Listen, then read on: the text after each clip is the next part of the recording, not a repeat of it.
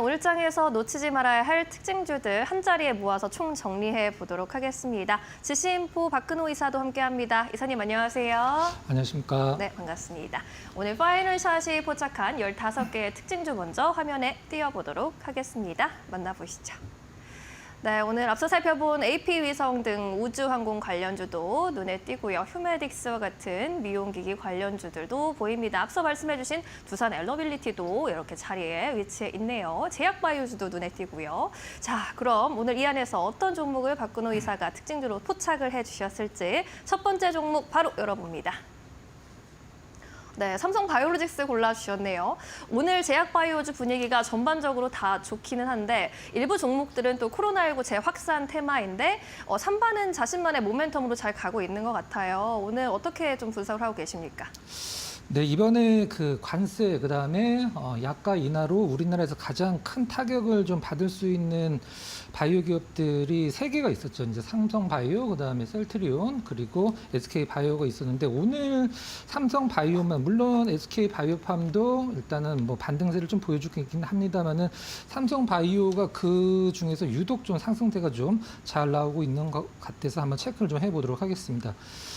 삼성바이오랑 셀트리온의 이제 공통점은 바이오 시밀러 기업 뭐 이런 것들도 있긴 합니다만은 올해 이제 5조 클럽을 이제 매출 5조 클럽을 달성을 하느냐 이 부분들이 이제 시장에서 크게 이제 관심이 있어하는 부분인데 네. 삼성바이오는 사실 1분기 실적을 일단 연결해서 본다라고 하면 5조 클럽이 그렇게 뭐 어렵지 않고 무난하게 달성할 것으로 생각을 하고 있는 상황이고요. 셀트리온은 아무래도 좀 약간 올해 이제 2025년도에 5조 클럽은 좀 약간 힘들지 않을까라는 시장의 좀 평가가 엇갈려서 그게 이제 주가로 지금 반영되고 있다라고 보시면 될 것 같은데 좀 약간 뭐 나온 지 됐긴 했습니다만 그래도 삼성바이오 1분기 실적을 체크를 해봐야 될 필요가 있습니다. 일단 1분기 매출이 이제 1조 3천억이 약간 안 됐죠. 1조 2,983억을 기록했고 영업이익은 4,800억대를 좀 기록을 했습니다. 매출은 37%가 늘었는데 영업이익은 거의 119%, 120%에 가까운 상승률, 증가율을 보였다라는 것은 뭐 한마디로 사업을 뭐 잘 한다라는 얘기가 될 수 있겠죠. 이 부분들이 이제 시장에서 어떤 다른 여타의 뭐 바이오 시밀러 기업, 그 다음에 CDMO 기업들과의 차별성을 이제 보여주고 있는 듯한 느낌인데, 지금 미국 이제 그 삼성바이오도 미국에서 관세 때문에 미국의 생산 공장을 짓느냐 안 짓느냐 그거 갖고 지금 뭐 짓는다 아니면 삼성바이오는 조금 더 신중하게 생각을 하겠다라고 얘기를 하고 있는데 삼성바이오는 사실 그럴 수밖에 없는 게 공장을 지으면 빨리 지으면 3년, 지어서 생산까지 그 다음에 3년에서 5년 정도 걸리는데 그때는 지금 트럼프 미 대통령 임기 다 끝난 상황이거든요. 그렇기 때문에 좀 약간 눈치를 보고 있는데 한 가지 좀 우려스러운 점은 좀 있습니다. 지금 글로벌 빅파마들이 미국에 엄청난 투자를 해서 생산 시설을 짓겠다라고 발표를 하고 있고 실질적으로 집행을 하고 있는 상황인데 뭐 머크 같은 경우는 뭐 13조, 로슈가 71조. 로슈는 일단은 좀 약간 철회할 가능성이 있다라는 기사가 좀 후속 보도로 나오기도 했었죠. 일라이릴리 같은 경우 38조. 생산 시설입니다. R&D가 아니라 생산 시설. 이러한 바이오 빅파마들의 글로벌 빅파마들의 고객을 두고 있는 게 바로 삼성바이오거든요. 사실 이런 제약사들이 생산시설 계속 늘린다라는 것은 위탁 생산을 하고 있는 삼성바이오 입장에서는 겹치는 부분이 그렇게 많지는 않긴 합니다만은 조금은 어떤 우려스러운 부분도 남아있다고 보시면 될 것 같고요. 오늘 삼성바이오의 뉴스가 하나 좀 나왔는데 미국 이제 FDA에서 송도에 있는 삼성바이오 공장에 어떤 그 뭐라고 해야 될까요? 시설 확인을 좀 나왔다라고 이제 얘기가 나왔는데 생산 시설 실사를 찾고 조사를 나왔다. 이제 삼성바이오 쪽에서는 왜 나왔는지는 뭐 밝히기가 힘들다라고 이제 어떤 나름대로 밝히긴 했습니다만은 해외 불시 점검 파일럿 프로그램이라고 해서 이 공장이 일단은 뭐 잘 돌아가고 있고 우리가 원하는 기준을 충족을 하고 있는지 불시에 검사를 하는 건데 이게 이제 중국 쪽과 관련돼서 이제 한 적은 있긴 합니다만은 삼성바이오 쪽으로 또 나온 부분이 삼성바이오에서 왜 나왔는지는 모르겠다. 이런 식으로 좀 약간 뭐 의아해하는 그런 부분도 있다고 보시면 될 것 같아요. 일단은 뭐 주가 흐름이 굉장히 좋고 수급은 아직은 좀 긍정적인 부분이 나타나고 있지는 않아요. 5월 들어서 기관이 좀 많이 팔았습니다. 많이 팔다가 최근에 오늘 기준으로 한 2거래일, 3거래일 정도 매수로 좀 돌아선 부분, 그다음에 외국인들은 아직까지는 삼성바이오에 어떤 매수의 어떤 기미가 보이지 않는 매도의 연속성이 좀 나오고 있는 부분이 계속적으로 수급을 좀 약간 악화시키는 부분이다. 요건 이제 반대로 생각을 하면은 네. 기관은 매수 전환됐고 외국인들만 매도가 멈추고 수급이 매수 쪽으로 전환되면 오히려 시세가 좀 더 강화가 될 거다 이렇게 보시면 될 것 같습니다. 오늘 주가가 109만 9천 원까지 지금 올라가고 있고요. 증권가에서는 120만 원까지 바라보는 또 리포트 내놓은 바 있는데 그렇다면 산발을 우리가 어느 수준까지 기대해 볼 수 있다고 좀 생각하고 계십니까? 네.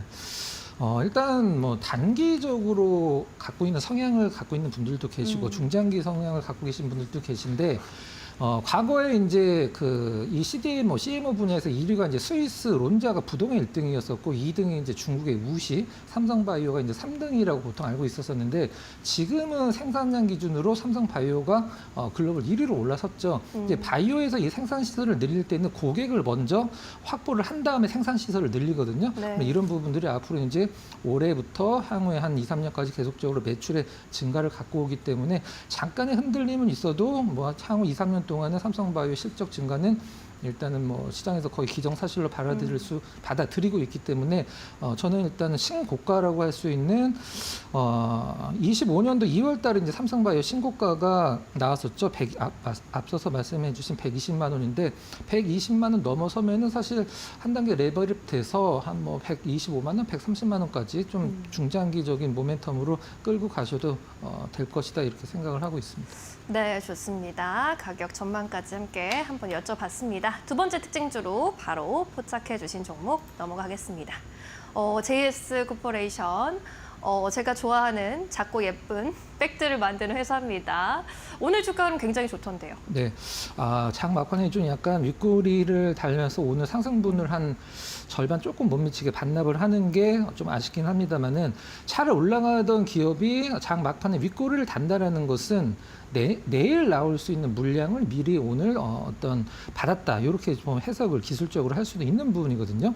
올해 이제 신고가를 이제 종가 기준으로 어떤 돌파를 할 것으로 예상이 되고 있는데 네. 이제 앞서서 말씀해주신 대로 가방 만드는 기업이에요. 가방 만드는 기업인데 실적이 굉장히 좋고 이제 플러스 알파가 있어야 이제 주가가 많이 올라갈 것 같은데 좋지만 그렇게 어떤 시장에서 큰 관심이 없는 기업이 이제 실적은 굉장히 좋습니다. 근데 앞으로 이제 시장에서 주목하는 부분은 하얏트 호텔을 JS 코퍼레이션에 인수를 했죠.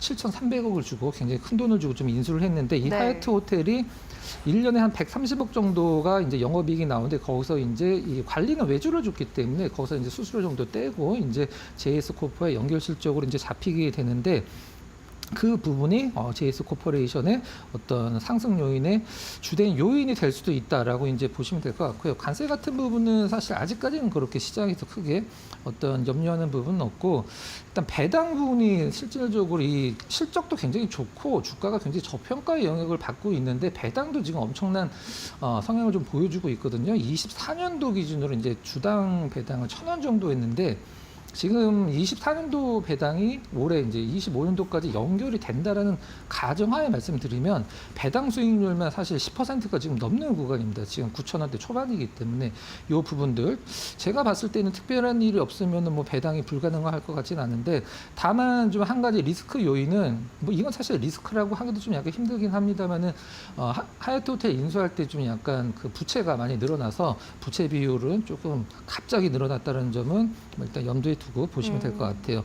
일단 인건비 부분은 일단은 뭐 인도네시아나 과테말라 쪽으로 공장을 많이 증설을 했기 때문에 일단 영업이익이 계속적으로 좋아지는 부분에 보탬이 되고 있다 보시면 될 거예요. 한 가지 좀 기술적인 분석상에서 그냥 딱 보시면 아실 것 같아요. 최근에 한 3년 동안에 지금 9,000원대 초중반을 넘으려고 하면은 계속적으로 밀리는 흐름을 보여줬던 JS 코퍼레이션인데 이번에는 좀 거래량 증가와 함께 일단 10,000원대 돌파를 한번 예상을 해볼 수 있지 않을까라는 하는 의견입니다.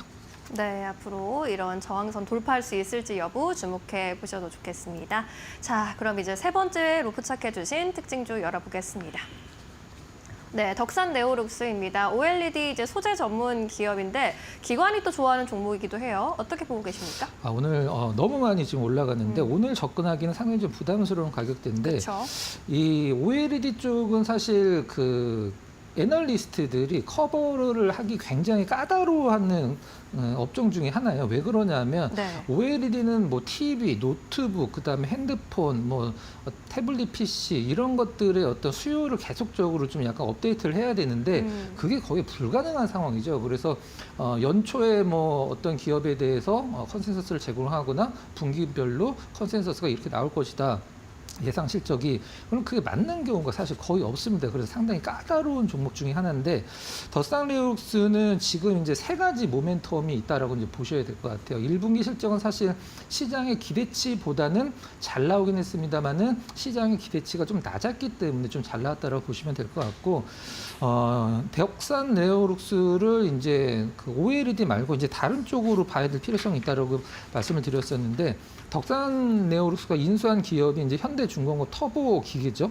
오늘 뭐 현대중공업 계열이 가서 물론 뭐 덕산 네오룩스가 인수를 하긴 했습니다만은 아직은 현대중공업이라는 타이틀을 달고 있기 때문에 많이 올라가는 게 아닌가라는 생각을 하고 있는데 이 현대중공업 터보 기계가 속한 그 밸류 체인이 일단 원자력이랑 LNG 모두 속해 있기 때문에 그러니까 이렇게 보시면 될 것 같아요. 덕산 네오룩스는 이제 단순한 OLED 소재 기업이 아니라 원전, 그다음에 LNG 밸류 체인까지 한마디로 세 가지의 어떤 모멘텀을 다 탈 수 있는 물론 하나만 하는 퓨어 기업이라면은 사실 더 좋았긴 하겠습니다만은 네. 포트폴리오가 좀 다변화된다라는 것은 사실 세 개 중에 한 두 개 정도만 어떤 성장을 보여줘도 실적은 그렇게 걱정을 안 하셔도 될 것 같습니다. 자, 정리를 하면 덕산 네오룩스는 이제 앞으로 OLED, 그다음에 원자력, LNG 세 개 모두 밸류 체인에 들어간 기업이고 현재 앞서서 잠깐 뭐 수급 관련돼서 기관 언급해 주시고 쓰고 굉장히 좋죠. 그다음에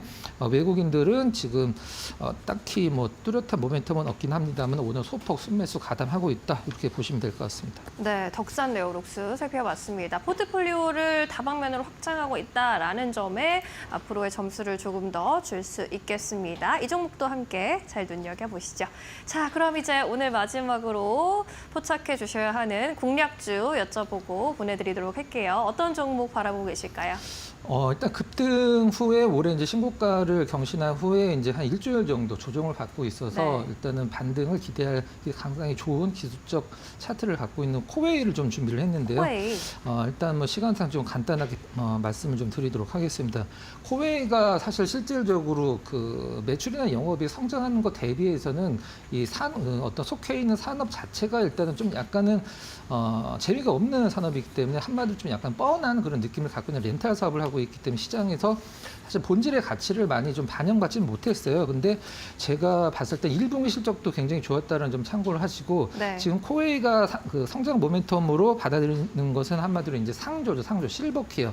이제 요양도 하고 간병도 하다가 그걸 이제 상조 쪽으로 연결하는 이 실버 케어 쪽으로 진출을 밝혔기 때문에 이게 그동안의 코웨이의 어떤 성장을 하고 있지만 뭐 퀀텀 점프를 보여주지 못했던 코웨이의 실적을 한 단계 레벨업 시킬 수 있는 게 바로 상조 서비스다 이렇게 보시면 될 것 같아요. 일단 뭐 우리나라뿐만이 아니라 동남아에서도 상당한 어떤 실적적인 증가를 나타내주고 있기 때문에 일주일 동안의 조정을 일단 좋은 기회로 한번 삼아서 관심 두시면 될 것 같습니다. 자, 가격적으로는 일단 매수가는 사실 9만 원 전후 보시면 9천 원 전후 보시면 될 것 같고요. 목표가는 9만 원 전후, 그다음에 목표가는 한 11만 원, 손절가는 8만 5천 원 정도 보고 대응을 하시면 될 것 같습니다. 네, 11만 원으로 간다면 또 역사적 신고가를 다시 쓰게 되는 건데 코웨이 그 지점까지 함께 갈 수 있을지도 눈여겨보셔도 좋을 것 같습니다. 자, 오늘은 여기까지 이야기 나누겠습니다. 종목 바인더 함께 해주셔서 고맙습니다.